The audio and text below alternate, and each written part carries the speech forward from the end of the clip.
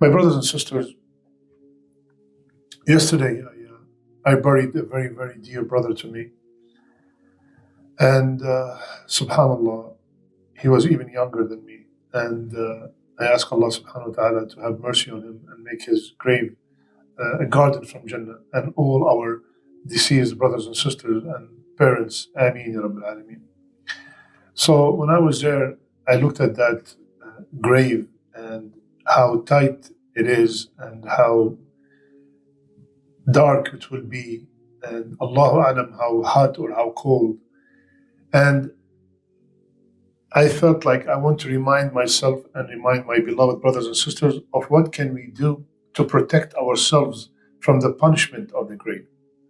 What are the a'mal, what are the actions that Rasulullah ﷺ told us that they will protect us from the punishment of the grave? Of course, before we mention all these actions, we have to remember that the person have to be a mu'min, have to be a person who is fulfilling the obligation first. A person who is doing what Allah subhanahu wa ta'ala is asking him to do from the salat and the fasting of Ramadan, and he's giving the zakat that is due, and if he was capable or she was capable of going to Hajj, they have already done their Hajj and all that, and then these things will apply inshallah ta'ala. So we do not say that if somebody does not do this, or somebody, this happened to him, he's definitely punished, he's definitely saved from the punishment of the grave. Okay, so number one, and of course, as usual, all the hadith I will be narrating are authentic. Rasulullah sallallahu alaihi wasallam, he said, any Muslim who dies on a Friday or Friday night, yani the Thursday night, what we call now Thursday night, he will be protected by Allah from the testing, the fitna of the qabr, from the testing of the grave. So if someone, like we said, fulfilling the obligations, and he or she died on Thursday night, which is Islamically Friday night, or Friday during the day till Maghrib, that's insha'Allah ta'ala, an indication that this person will be saved from the punishment of the grave. Second, Rasulullah sallallahu alayhi wasallam said, he who dies of an internal trouble, yani an abdomen disease, cancer in the stomach, some kind of internal sickness, Rasulullah sallallahu alayhi wasallam said, he or she will be saved from the punishment of the grave. Third, al-murabit. What does murabit mean?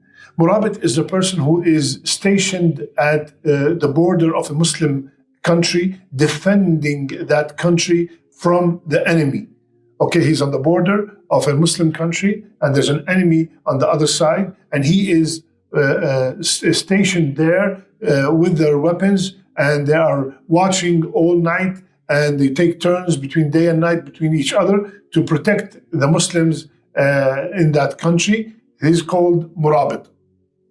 Rasulullah ﷺ said, being stationed for a day and night on the frontier in Allah's path is better than fasting for a month and making tahajjud for a month. Allahu Akbar. And at the end of the hadith, it says, or another hadith, it says that he will be saved from the punishment of the grave. Fourth, a shaheed. If somebody died as a shaheed. You know, we all know that the shaheed will have many, many rewards in the akhirah. Okay? And Rasulullah sallallahu alayhi wasallam told us that there are different kinds of people that will deserve the name of a shaheed. The one who dies, if a building fell on them, he will be considered shaheed. A person who died burned would be considered a shaheed. If somebody drowned, would be considered a shaheed. If a woman died while she's delivering, would be considered a shaheed. If somebody died from the plague, it would be considered a shaheed. So the shaheed also, one of the rewards of the shaheed is that he or she will be saved from the punishment of the grave. Number 5 is staying away from what Rasulullah ﷺ told us that it will lead to the punishment of the grave. For example, the famous hadith that we all know, that Rasulullah ﷺ passed by a grave, and he said that those two people in the grave, they are being punished. They are being punished, and they thought that what they used to do, something simple. One of them used not to clean themselves after urinating. And the other used to spread namima. What is namima? Be very careful, my brothers and sisters. Namima is to go to brother A and to tell him, do you know what brother B said about you? Do you know, you go to sister A and you tell her, do you know what sister B said about you? And you start creating fitna between two people. That is called namima. That is called namima. And that brings the punishment of the grave. Staying away from namima, cleaning ourselves after urinating, that will protect us from the punishment of the grave. Also, to stay away from not praying. Not praying bring the punishment of the grave. Breaking a fast without any valid reason in Ramadan, not fasting a day in Ramadan for no valid excuse, also will bring the punishment of the grave. Staying away from all these things will also save us from the punishment of the grave. Number 6, reciting frequently Surah Al-Mulk. Surah Al-Mulk, reciting it, living it, applying it, will protect us from the punishment of the grave. And there's authentic hadith that Rasulullah told us that it will also intercede for us on the day of judgment. And Rasulullah used to recite it at night. Okay, but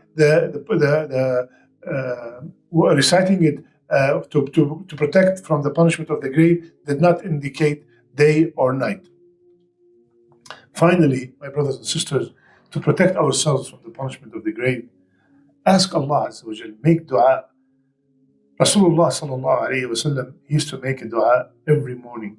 Allahumma afini fi badani, Allahumma afini fi basari, Allahumma afini fi sam'i, la ilaha illa ant, Allahumma inni a'udhu bika min al-kufri wal-faqr, wa a'udhu bika min adhab al-qabr, la ilaha illa ant. So Rasulullah sallallahu alayhi wa sallam used to seek refuge from the punishment of the grave.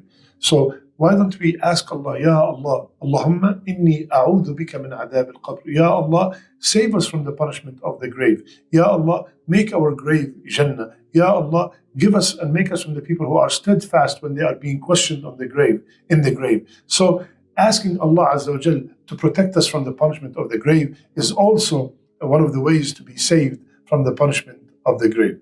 So my brothers and sisters, these are some of the methods, around 7 methods or ways in order to save ourselves from the punishment of the grave. We ask Allah Azza wa Jal to protect us and our spouses and our children and our parents and the people we love and the people who love us from the punishment of the grave. Because the grave is the first stage of the akhirah. If the grave, the life in the grave is good, then what follows is better. And if the life in the grave is bad, what follows will be worst. So may Allah subhanahu wa ta'ala make my grave and your grave a Jannah. May Allah subhanahu wa ta'ala protect us from the punishment of the grave and the punishment of the hellfire. May Allah make our last deeds our best deeds and make our last words La ilaha illallah. Jazakum Allah khair. Subhanak Allahumma bihamdik. Nashhadu an la ilaha illa ant. Nastaghfiruka wa natubu ilayk. I love you all for the sake of